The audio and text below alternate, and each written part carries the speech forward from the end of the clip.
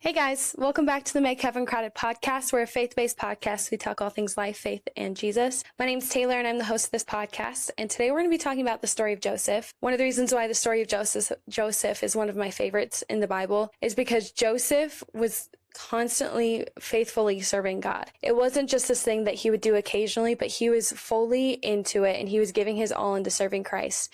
And we're just going to kind of break down some of the things that we see throughout all of these chapters of Joseph, because his story starts in Genesis 37 and it ends in, the end of Genesis. So Genesis 50.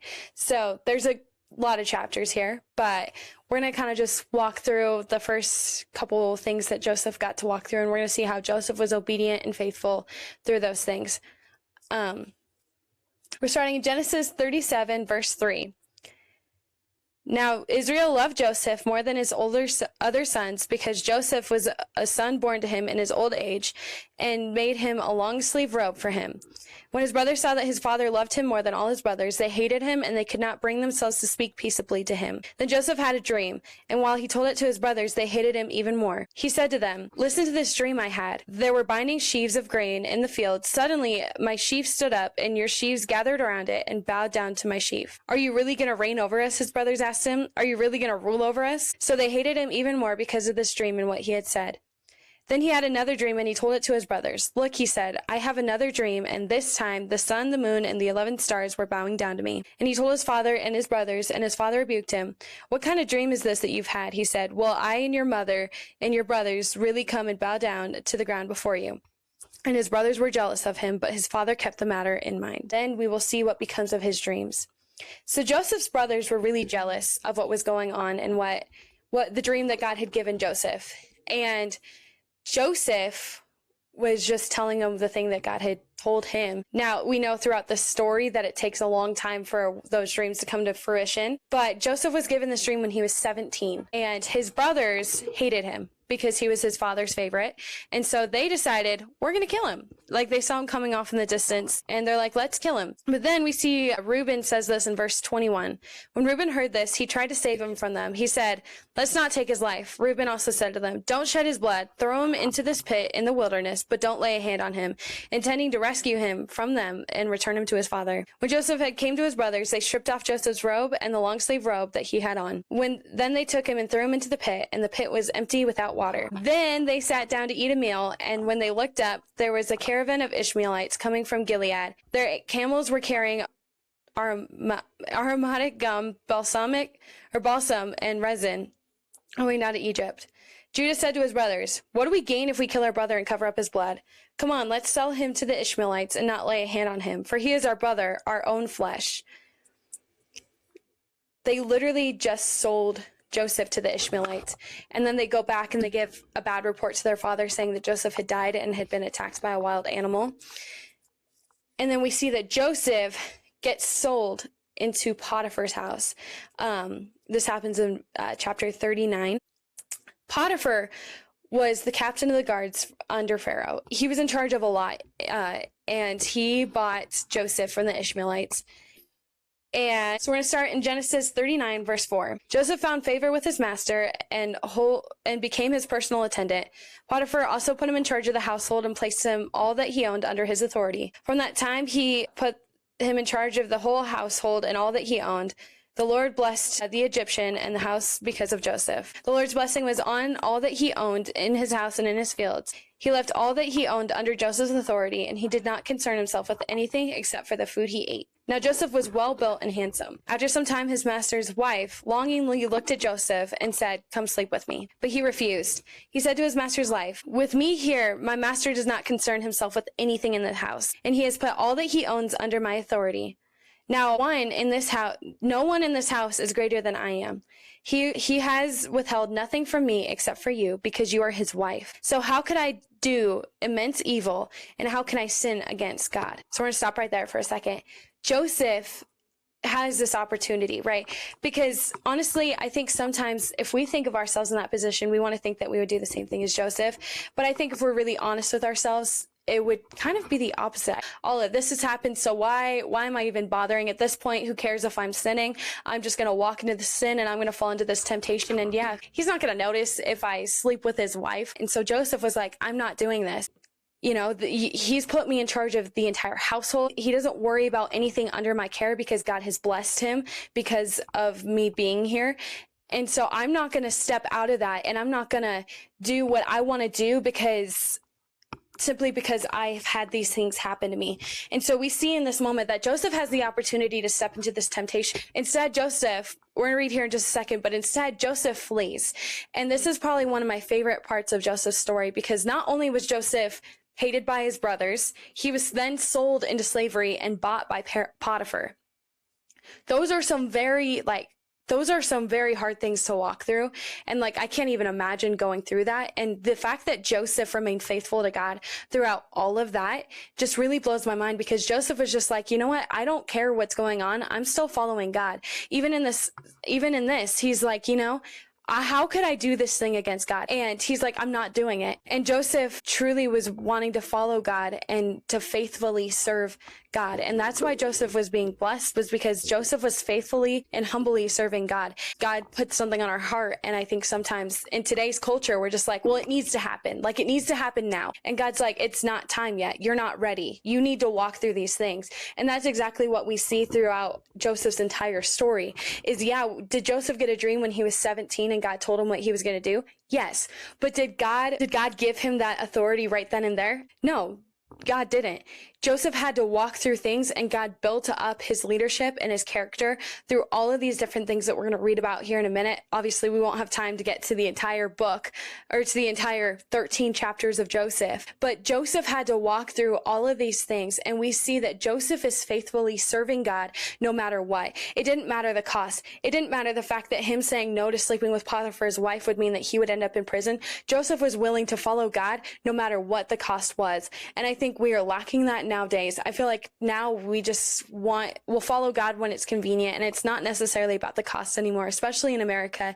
It's definitely about that. It's about, you know what, I live in America, I can have anything I want, and so I don't really have to worry about giving anything up. And Joseph in this time, he was like, if I mess up with my master, I don't know what's going to happen next. We're missing the whole part of you know what, God, I'm going to faithfully serve you wherever I'm at, even if it costs me, right? Even if it costs me my job, if it costs me my position, if it costs me whatever, I'm going to faithfully serve God, because that is what's way more important than it is to serve this world. Because serving this world will never, ever, ever do anything for you. You may feel successful and famous for a little bit and serving the world, or you might feel fulfilled for a little bit of time, but nothing in the sense of what it would feel like in order to follow God. And so we see that God is preparing Joseph through being sold into slavery and now in Potiphar's house. And as we read a little bit more, we're going to hop back into Genesis 39 verse 10, and it says, although she spoke to Joseph day after day, he refused to go to bed with her.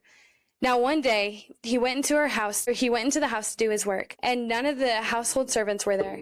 She grabbed him by his garment and said, sleep with me. Leaving his garment in her hand, he escaped and ran outside. And she called her household servants, saying, look, she said to them, my husband brought me a Hebrew man to make fools out of us. He came to me so he could sleep with me, and I screamed as loud as I could. And when he heard me screaming, he left his garment beside me and ran outside. Okay, guys. We see here that Joseph not only said, I am not going to do this because it goes against God, but the second the temptation came back up again, Joseph fled. He ran. And guys, sometimes obviously, we need to know the word of God and need to be able to combat temptation with the word of God, just like Jesus did in Matthew 4. But we also need to know that there is a time that you need to just flee from temptation, because sometimes the temptation is going to keep coming, just like it did with Joseph. It wasn't just one time. It was day after day that Potiphar's wife was constantly pursuing Joseph. And so it got to a point where Joseph fled from Potiphar's wife because she had a chance to She tried. She grabbed his garment and tried to pull him into bed with her. And Joseph was like, nope, take my garment. I'm out of here. I am not doing this because it is against God. And so Joseph ran. He was like, I'm not disobeying God because you want me to do what would fulfill you in this moment. But what you don't realize is that it will not fulfill you in a way that God will fulfill you. Potiphar comes back home, and Potiphar's wife tells him exactly what she told her maidservants. And what Potiphar throws Joseph in prison. But we see this in Genesis 30, verse 21. But the Lord was with Joseph and extended kindness to him. He granted him favor with the prison warden, and the warden put all the prisoners who were in the prison under Joseph's authority, and he was responsible for everything that was done there. The warden did not bother with anything under Joseph's authority because the Lord was with him, and the Lord made everything he did successful. Joseph was thrown into prison, and God gave Joseph favor in the prison guard's eyes. And the prison guard's like, okay, you're in charge of all the prisoners, and I don't have to worry about anything under your care because you have it under control. You're responsible for it. And God made Joseph successful.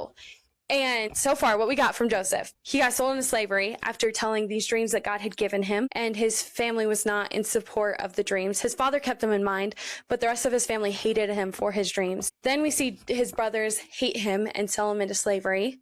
And then we see him get bought by Potiphar, and Potiphar's wife day after day is coming after Joseph and trying to get him to sleep with her and constantly drawing him into this temptation, and to the point where Joseph had to flee, costing him his position in Potiphar's house, putting him in prison.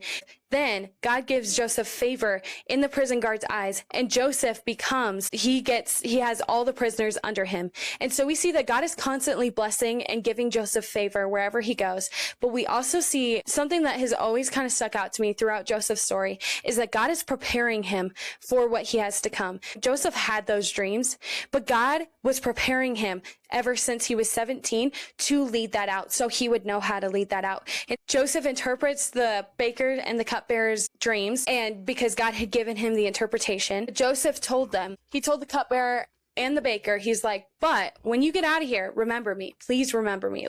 But it says in Genesis 40, verse 23, yet the chief cupbearer did not remember Joseph. He forgot about him. Joseph was then in prison for another 2 years until Pharaoh has these dreams of the famines that were to come, where they would have 7 years of abundance and 7 years of famine. And so Joseph is called out of prison to interpret these dreams, and Joseph tells them exactly what would happen. And then Joseph becomes second in command under Pharaoh and over distribution of the grain and taking care of the grain and making sure they have enough food for the next 7 years of famine while they have the 7 year of abundance. And then we see Joseph's brothers come to Egypt, and Joseph eventually reveals himself to his brothers. So Joseph gave them the grain after testing his brothers multiple times, and then he reveals his identity to them. And then eventually Jacob comes out, and they all move out towards Egypt, into the land that Pharaoh had given Joseph for his family. But we see this, this is towards the end of Joseph's story, but we see this in Genesis 50, verse 15, and we'll read through 21. And it said, when Joseph's brothers saw that their father was dead, they said to one another, if Joseph is holding a grudge against us, he will certainly repay us for all the suffering we caused him. So they sent this message to Joseph. Before he died, your father gave a command. Say this to Joseph, please forgive your brothers' transgression and their sin. They suffer the suffering they caused you. Therefore, please forgive the transgressions of the servants of the God of your father. Joseph wept at their message and came to him. His brothers also came to him, and bowed down before him and said, we are your slaves. But Joseph said to them, do not be afraid. Am I in the place of God? You planned evil against me, but God did it for good about the present result, the survival of many people.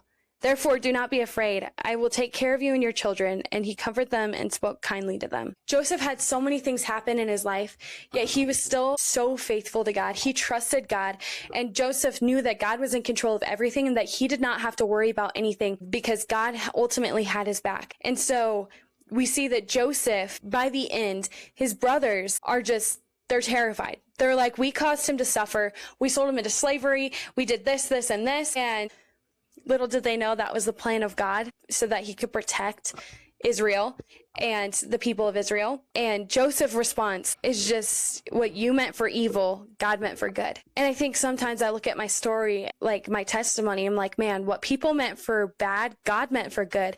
God used so many things in my life that I thought were going to be bad, and he used it for good, ultimately bringing me to the place where I am today, where I have just never been where I am right now for following God.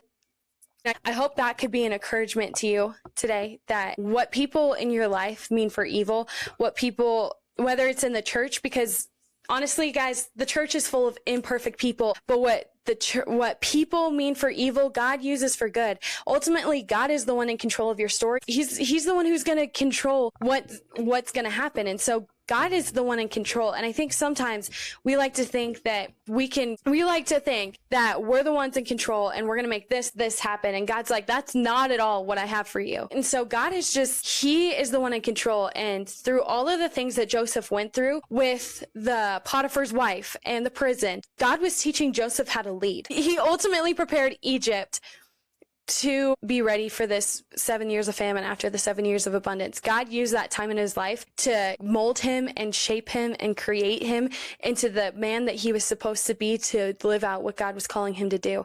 And so I just want to encourage you guys this week that, number one, I pray that this episode blesses you. I pray that the story of Joseph is encouraging to you, because it is one of the most encouraging stories to me, because just the way that Joseph responds to everything, it really challenges me. Am I like, okay, no, what you mean for evil, God means for good? Or, I'm going to make the most of the places that God gives me, and I'm going to be faithful serving where I'm at. But eventually, if that costs me the position, or if it costs me the job, then I'm going to ultimately be willing to give that up in order to follow God and be obedient to God, because that is ultimately what's way more important. And so I pray that you guys learned something from today's episode. And so I pray that this blesses you, and I'll see you guys on the next episode. Thanks for tuning in.